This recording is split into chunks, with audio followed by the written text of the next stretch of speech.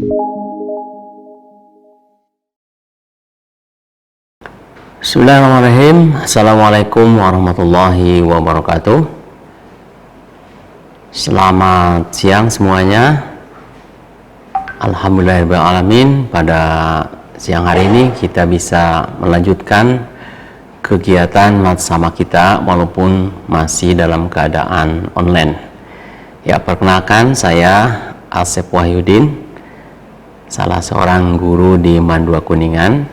Sehari-hari saya mengajar bahasa Jerman, baik di kelas 10, 11, 12 bahasa maupun di kelas IPA atau di kelas IPS yang mengambil lintas minat. Anak-anak sekalian yang saya cintai sekaligus saya banggakan, pada kesempatan ini izinkan saya untuk menyampaikan materi tentang metode pembelajaran dan kegiatan rutin yang ada di madrasah. Pertama sekali saya ucapkan terima kasih setelah memilih Mandua Kuningan sebagai madrasah atau sekolah tempat kalian semua belajar.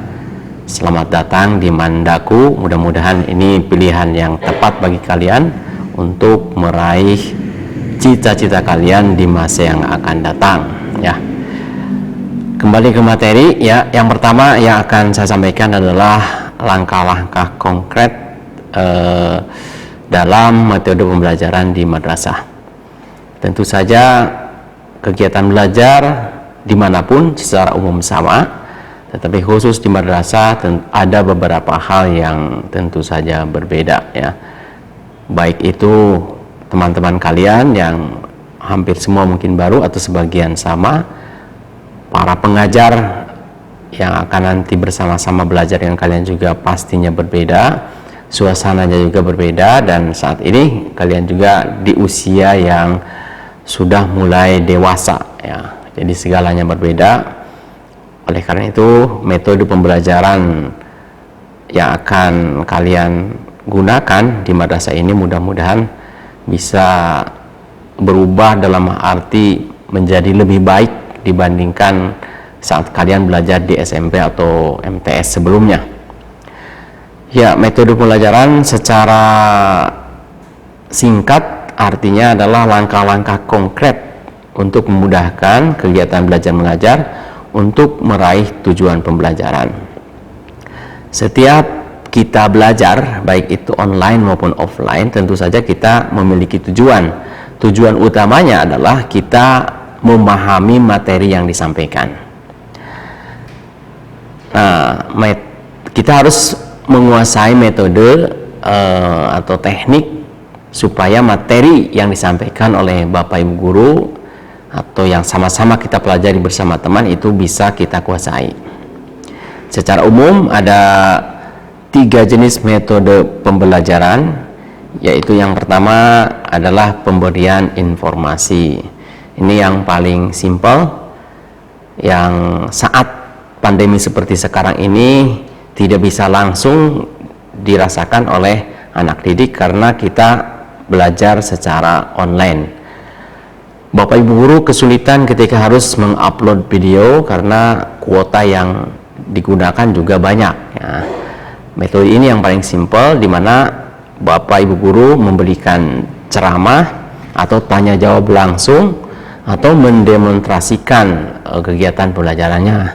Misalkan dalam pembelajaran bahasa Jerman yang saya kuasai, itu sudah menjadi kebiasaan ketika awal masuk siswa disapa dengan menggunakan bahasa Jerman. Misalkan, Assalamualaikum warahmatullahi wabarakatuh. Guten Morgen meine liebe Schüler, wie geht es euch? Heute ist. Nah, itu sudah standar, ya. Itu metode demonstrasi ini kalau diulang-ulang itu akan menjadi kebiasaan. Termasuk juga ketika menyanyikan lagu-lagu berbahasa Jerman yang sederhana, diulang-ulang dari mulai awal masuk. Guten Morgen, Guten Morgen, Guten Morgen, wie geht's dir, dan selanjutnya. Nah, ini demonstrasi seperti ini lebih, kalau diulang-ulang, lebih cepat diserap oleh siswa, lebih cepat dipahami, dan enak tentu saja. Apalagi dalam pelajaran tertentu yang menuntut praktek langsung. Misalkan ada pelajaran fikih dalam mempraktekkan sholat jenazah atau sholat fardu atau sholat lainnya. Kemudian dalam pelajaran olahraga itu mustahil dilakukan kalau kita offline ya. Jadi kalau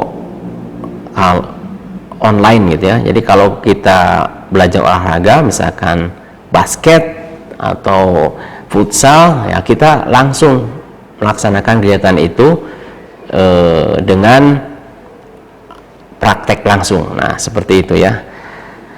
Anak-anak sekalian yang saya cintai sekali banggakan, yang kedua adalah metode pembelajaran dengan pemecahan masalah, atau nama kerennya adalah brainstorming ya. Jadi saling bertukar pikiran ketika ada masalah ya.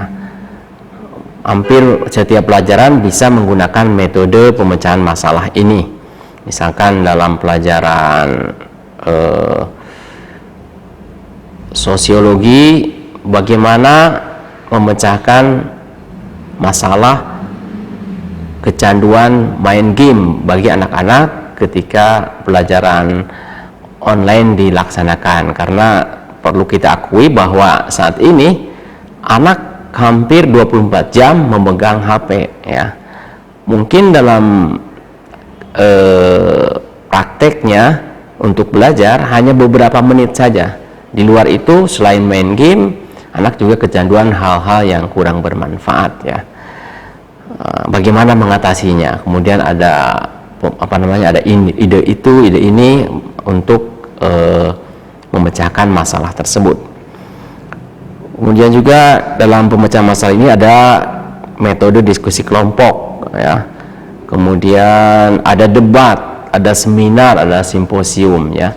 Intinya masalah-masalah yang ada itu dibicarakan bersama, masing-masing memiliki pendapat dan argumen untuk mendukung pendapat yang dikemukakannya. Itu yang kedua ya, metode pembelajaran yang kedua yaitu pemecahan masalah. Dan yang ketiga, metode yang biasa kita gunakan dalam pembelajaran adalah metode penugasan ya. Yang pertama dalam penugasan ini ada yang dinamakan drill atau latihan. Biasanya pelajaran olahraga, pelajaran matematika, pelajaran bahasa juga pelajaran-pelajaran lain yang menuntut untuk pengulangan materi atau drill melalui latihan-latihan itu menggunakan metode penugasan seperti ini. Misalkan yang di bahasa ya, silakan dibaca dialog-dialog yang berhubungan dengan tema-tema tertentu, itu dibaca keras sehingga ini menjadi kebiasaan atau hal yang bisa dilakukan. Dalam olahraga juga sama ya. Misalkan dalam olahraga voli, bagaimana melakukan servis yang baik, itu diulang-ulang, mulai dari memegang bola, posisi tangan, posisi saat memukul bola, sampai bola itu masuk. Tidak cukup hanya sekali, tetapi diulang-ulang sampai bisa dikuasai materi atau keterampilan tertentu. Yang kedua adalah metode role playing, atau kita menyebutnya sosiodrama atau simulasi ya. Di pelajaran tertentu metode role playing ini digunakan supaya siswa bisa mengetahui secara langsung peran-peran yang ada dalam masalah atau dalam materi yang sedang diajarkan. Kemudian ada studi kasus, dan yang terakhir ada karya wisata. Ini metode langsung untuk memahami, misalkan dalam sejarah kita ke museum atau hal-hal seperti itu ya. Jadi langsung kita ke sumber aslinya, melihat peninggalan-peninggalan dan lain-lain ya. Anakku sekalian yang saya cintai sekali banggakan, secara umum itu metode pembelajaran yang bisa kalian peroleh selama belajar di madrasah. Tentu saja metode seperti ini sudah kalian peroleh pada saat kalian belajar di SMP atau di MTS sebelumnya. Nah, hanya untuk sekarang mungkin kalian harus lebih serius lagi supaya pemahaman atau penguasaan kalian terhadap materi pembelajaran bisa lebih baik lagi. Selanjutnya di madrasah ini kalian harus sudah bisa memulai kegiatan yang terjadwal ya, apalagi seperti kalian ketahui Madrasah Aliyah ini sebetulnya adalah sekolah plus ya, dalam arti hampir semua materi pelajaran yang ada di SMA itu ada di madrasah kita. Hanya plusnya ada tambahan-tambahan pelajaran-pelajaran yang khusus untuk agama. Jadi kalau di SMA umum pelajarannya agamanya hanya 2 jam per minggu. Nah, di madrasah kita itu bisa sampai 8 bahkan lebih. Ada fikih, ada Quran hadis, ada bahasa Arab, ada dan lain-lain ya, materi-materi yang khusus tentang pelajaran agama ya. Jadi sekali lagi madrasah ini adalah sekolah plus. Oleh karena itu waktu belajarnya pun relatif lebih panjang ya. Oleh karena itu kita harus sudah bisa menyusun jadwal kegiatan baik saat kita berada di rumah, juga di asrama bagi yang mondok, kemudian saat kita belajar di madrasah ya. Terutama manajemen waktu ini sangat penting sekali bagi mereka yang juga aktif baik itu di kegiatan ekstrakurikuler organisasi semacam OSIS, kemudian pramuka, ada paskibraka dan lain-lain yang insya Allah di madrasah kita ini semuanya lengkap. Juga kegiatan-kegiatan yang lainnya, ada teater ya, macam-macam. Nah, itu harus jauh bisa memanage waktu. Sebab ada banyak keuntungan ketika kita bisa memanage waktu kita, menyusun jadwal harian kita ya.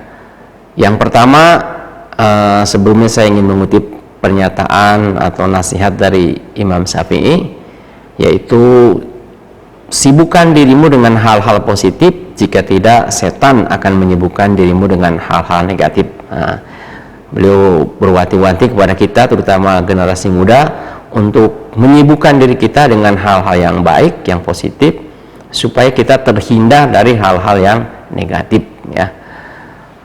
Anak-anakku sekalian yang saya cintai sekaligus banggakan, ada beberapa keuntungan sekaligus kerugian kalau kita tidak menjadwal kegiatan harian kita.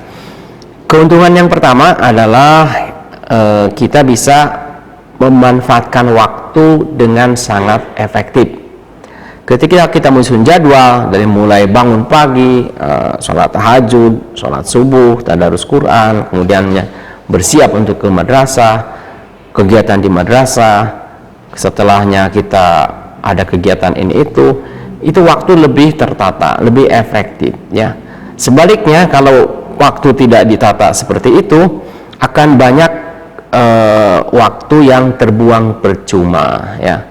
Misalkan kalau tidak tertata, tidak tahu jadwalnya, kita bisa melakukan apa saja yang sebetulnya kontraproduktif ya. Misalkan ada TV, kita keasikan nonton TV, nonton sinetron, pegang HP, terus pegang HP dengan game yang juga sekarang semakin menyihir diri kita sendiri ya.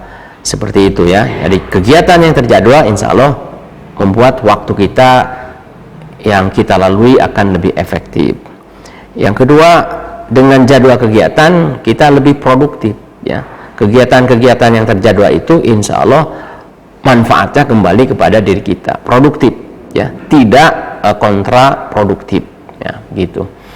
Yang ketiga, juga menghilangkan stres. Ketika kegiatan kita tertata, ada saatnya bermain, ada saatnya belajar, ada saatnya bergaul dengan teman-teman. Nah, itu membuat ritme kehidupan kita menjadi tertata lebih baik, mendatangkan ketenangan, juga ibadah-ibadah kita itu membuat kita tenang. Tidak sebaliknya, kegiatan yang tidak tertata membuat kita stres. Ini belum selesai, itu belum selesai, tugas ini belum selesai, tugas itu belum selesai. Nah, itu menjadi tekanan tersendiri kalau kita tidak menyusunnya di jadwal kita gitu ya. Banyak sekali perilaku dari anak aliyah yang tidak berubah, tetap seperti ketika di SMP MTS, padahal dia sekarang sudah di aliyah yang tuntutannya jauh lebih besar, tanggung jawabnya jauh lebih besar lagi daripada sebelumnya. Sementara kegiatan belajarnya sama saja, tidak terjadwal, saenak edewe, seenaknya saja, sehingga kegiatan-kegiatan yang tidak produktif justru lebih banyak begitu ya. Dan yang terakhir juga manfaat bagi kesehatan mental kita ya. Orang yang terbiasa dengan jadwal yang teratur, rapi, disiplin, termasuk pada saat jam tidur harusnya tidur, jam belajar harusnya belajar, itu lebih sehat baik secara psikis maupun secara fisik. Anak yang terbiasa begadang ya, sebaliknya itu fisiknya akan terganggu, cenderung nantinya sakit-sakitan. Pada saat makan pagi seharusnya makan, ini tidak makan, itu juga jadi masalah. Kedepannya jadi sakit-sakitan. Terutama sekali lagi, musuh terbesar kita saat ini diantaranya adalah kecenderungan kita untuk habis-habisan menghabiskan waktu dengan HP di tangan kita. Baik itu melalui game online atau game-game lainnya yang seolah-olah tidak ada habisnya menyeret kita, atau juga dengan hal-hal lain yang kurang produktif. Anak-anak sekalian, itu saja mungkin barangkali materi yang bisa Bapak sampaikan dalam metode pembelajaran dan kegiatan rutin di madrasah ini. Saya berharap kalian tetap semangat ya, terutama yang punya cita-cita. Anggap kehadiran kalian di madrasah ini adalah langkah terbaik untuk kalian bisa meraih apa yang kalian cita-citakan ya. Belajar lebih serius, lebih efektif, tata kegiatan kalian, jadwal kalian sehari-hari, sehingga keberadaan kalian, kesibukan kalian bisa membawa kebaikan bagi kalian semua. Tetap semangat, selamat menikmati kegiatan-kegiatan belajar kalian di madrasah, baik itu nanti online maupun offline. Mudah-mudahan pandemi ini segera berakhir sehingga kita lebih banyak pelaksanaan kegiatan secara tatap muka langsung. Demikian yang bisa saya sampaikan. Terima kasih. Sampai jumpa pada kesempatan yang akan datang. Wabillahi taufiq wal hidayah. Assalamualaikum warahmatullahi wabarakatuh.